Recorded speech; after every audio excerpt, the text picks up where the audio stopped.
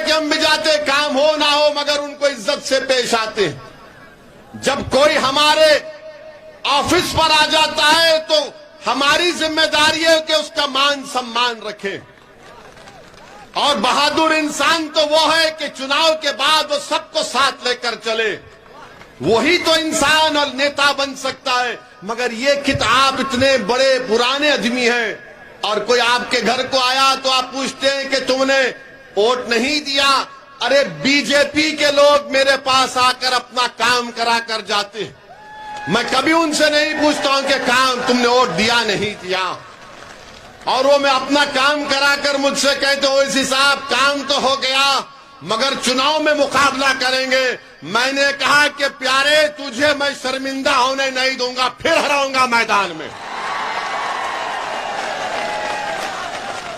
ये दम होना चाहिए, ये एतमाद होना चाहिए।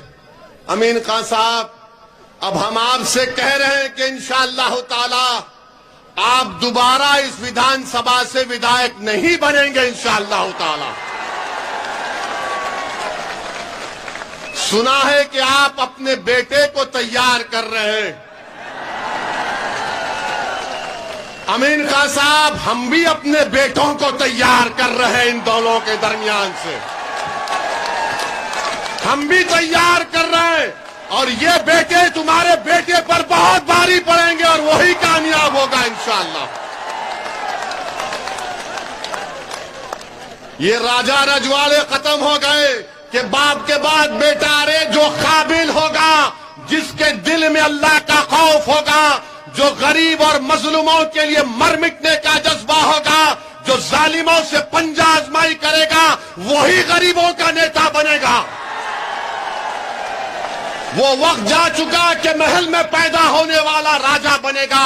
अब ये वक्त झोपड़ी में पैदा होने वाला उदारा मेघावाल विधायक बनेगा इंशाअल्लाह ताला। मेरे अजीज दोस्तों और बुजुर्गों, हम ये पैगाम इनको दिए हैं।